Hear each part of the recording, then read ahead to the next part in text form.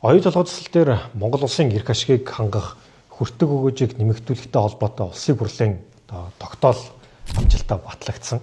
Тэгэхээр энэхүү тогтоолын төсөл дээр бас юу орсон талаар та бүхэндээ бас дэлгэрэнгүй тайлбарлаж өгье. За тэгэхээр энийг ойлгохын тулд мэдээж бас сүүлийн жилийн хугацаанд оюун толгой төсөл дээр Монгол улсын эрх ашигыг хангуулах хүртэг өгөөжийг нэмэгдүүлэхтэй холбоотой яг ямар асуудлууд хөндөж гараад ямар шийдлүүд гарсан талаар бүгдээрээ эхлээд ойлгох ёстой. Яг жилийн өмнө буюу ойролцоогоор 13 сарын өмнө 2024 оны 12 сарын 19-ний өдөр нэгэн тийм ач холбогдолтой мэдээ олон улсын хэвлэл мэдээлэлээр бол гарсан байна.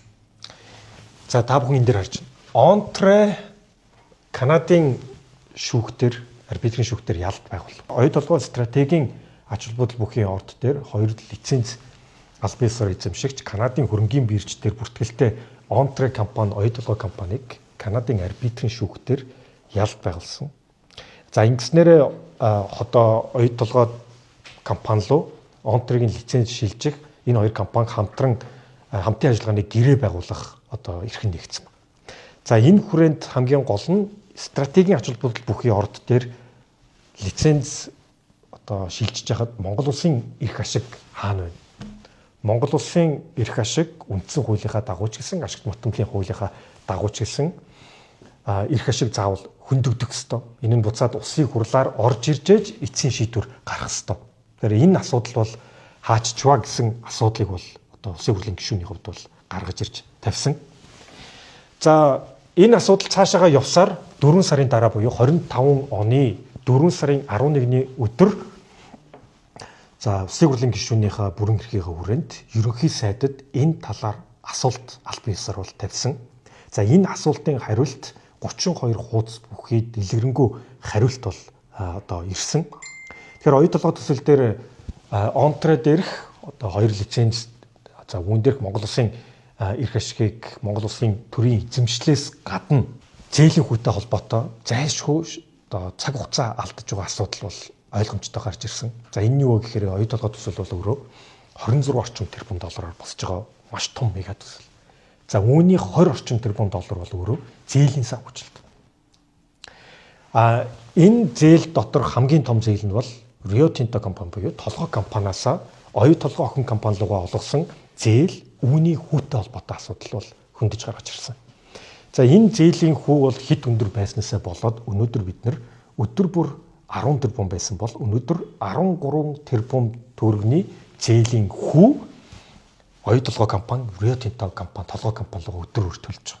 Төлөх шаардлагатай болж байгаа. Тэгэхээр энэ зээлийн хүүг одоо гэрээгээр 2009 онд байгуулсан гэрээгээр дахин авч үзэж бууруулах боломж нь биднэрт байсаар байсан юм байна.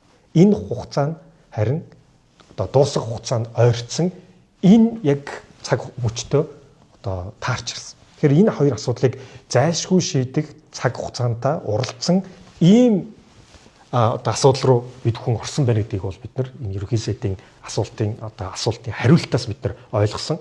За үүн дээр бол хянаж шалгах төр хороо парламентын хувьд зайлшгүй байгуулж энэ хоёр асуудлыг шийдэл гаргаж улс засгийн газар руу чиглэх ёстой гэдгийг бол ойлгосон.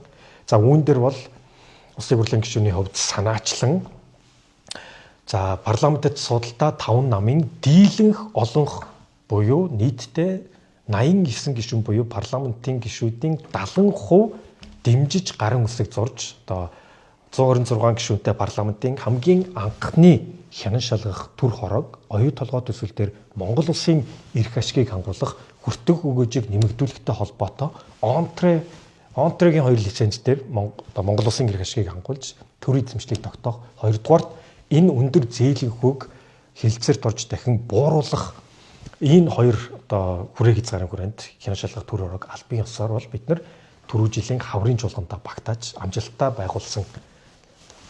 За хянан шалгах төр хороо байгуулах бол өөрөө 6 сарын хугацаа болгодог. За энэ 6 сарын хугацаанд бол хянан шалгах төр хороо 12 удаагийн хоролдооныг хийж за хянан шалгагчаа шинжээчд бол 92420 хуудас бүхий одоо материал дээр өдөр шөнөгүй бас ажиллаж эхэлсэн байгаа. За энэ цаг хугацаанд хамгийн гол нь засгийн газар Rio Tinto компанитай яаралтай хилцээрт орж энэ асуудлыг цаг алдалгүй шийдэх нөхцөл байдал үүссэн байна. Тэгэхээр 2025 оны 10 сарын 13-нд тий одоо нэгсэндөө хянаш шалгалт төр ор байгуулагдсанаас энэ асуудлыг олон нийтэд дэвшүүлж гаргаж ирснээс хойш 3 сарын хугацаанд бол Rio Tinto компаниас за тэр дундаа Жисин группийн захирал Кэри Жакснаас Монгол Улсын засгийн газар руу хандаж Rio Tinto компани энэхүү асуудлууд дээр албан ёсоор хилцээр ороход бэлэн гэдгээ бол илэрхийлсэн байна. Тэгэхээр энэ хилцээр бол бид бүхэнтэй параллельны зайлшгүй хамтдаа явж ээж бас Монгол Улсын эрх ашиг энэ хүчил төр хангагдах за цаг хугацаанд амжиж энэ зүйлийг хийхээс өөр одоо зайлшгүй шаардлага нөхцөл үүссэн гэсэн. За улсын хурлын хянаш шалгалтын тухай хуулийнхаа эрх үүргийн хүрээнд бол манай хянаш шалгалт төр хороо одоо сонсгол зохион байгуулах хэрэгтэй. За 2025 оны 12 сарын 8-наас 12-ны хооронд 3 өдрийн турш одоо нээлттэй сонсголыг бол амжилттай зохион байгуулсан. За энэ бол парламентын түүхэн дэх 6 дахь сонсгол. За мөн онцлог нь хэм бол одоо хамгийн өндөр эрсдэлтэй буюу нийт гэрчин, эрүүл зохих гэрчин 70% хүрэлцэн одоо ирсэн байгаа. Хүрэлцэн ирснээр одоо хамгийн өндөр эрсдэлтэй бас сонсгол болсон. За энэхүү сонсголоор бол хин нэг яалах, хин нэг яалах улс төрийн зорилгоор одоо хийсэн сонсгол ерөөсөө биш. Энэ бол илүү хянаш шалгах төр хорооны одоо мэрэгжлийн хянаш шалгагч шинжээчдийн гаргасан дүгнэлтэн дээр үндэслэн одоо ийм сонсгол болсон.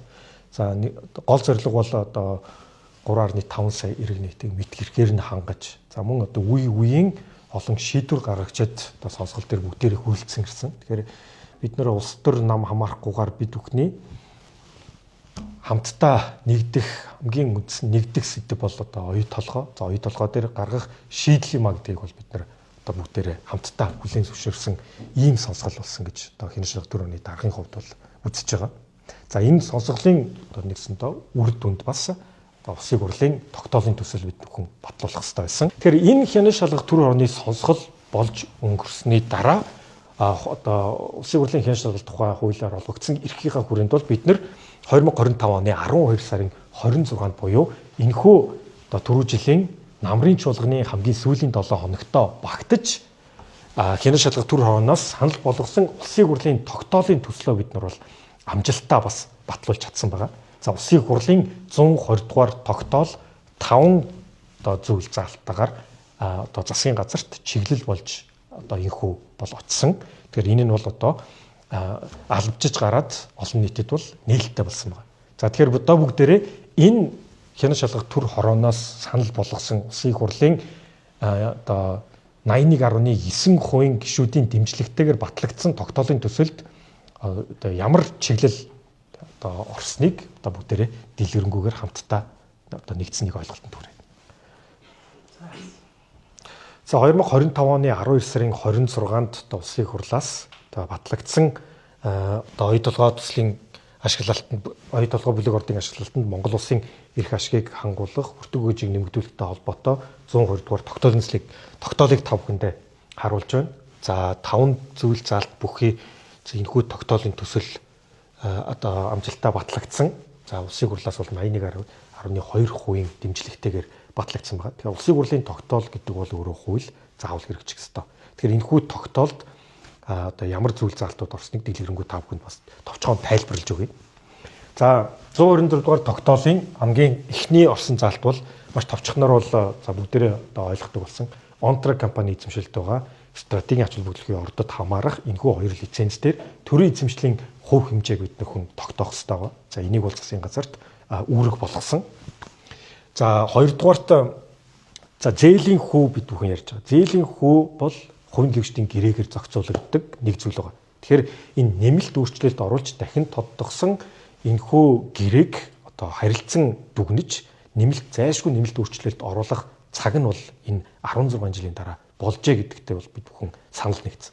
Тэгэхээр энэ хувийн гүйцэтгэлийн гэрээг бол одоо нэмэлт өөрчлөлт оруулж одоо Монгол улсын эрх ашигыг хангуулж харилцан ашигтайгаар сайжруулах ёстой байгаа. За үүний хүрээндээ одоо тэр өндөр зээлийн хүүг бодитоо бас бууруулах шаардлагатай. За энэ бол 2 дугаар зүйл заалт болж орсон байгаа.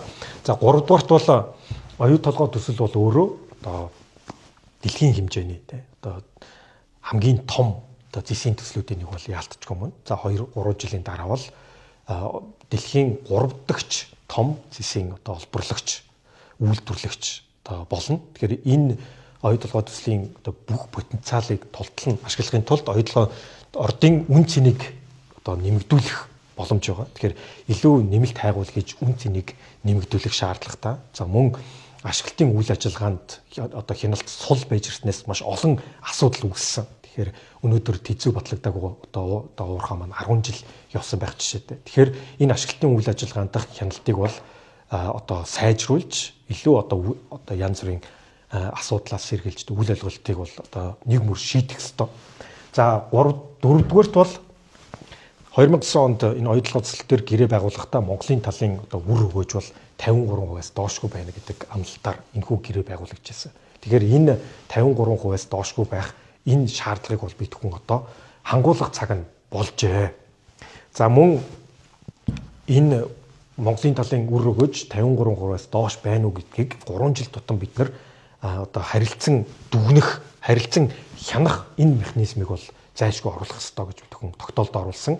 За 5 дугаарт оюу толгоон одоо борлуулалтын орлогыг одоо Монгол банк болон Монголд үйл ажиллагаа явуулж байгаа арилжааны банкар 100% дамжуулдаг болох одоо цаг нь бас болжээ.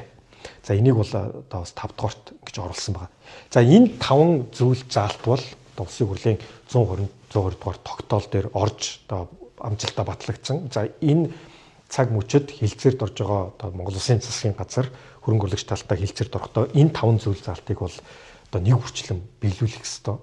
За энэ 103 дугаар тогтоолын хэрэгжилтийг бол одоо бид хүн парламентын хувьд ч гэсэн за мөн хянаш шалгах түр оны сонсголоор оролцсон одоо үе үеийн шийдвэр гаргагчд ч гэсэн Монгол Улсын гэрэг ашигын төлөө одоо нэгдэхдээ энэ 102 дугаар тогтоолын хэрэгжилтэн дээр бид хүн хамтдаа одоо хянаж амжилтаа хэрэгжүүлж явах дээр бол хамтдаа бацагсах болно. За тэгэхээр энэхүү 5 зүйл заалт бүхий одоо 120 дугаар тогтоол одоо заавал хэрэгжих ёстой. Энэ бол өөрөө хууль.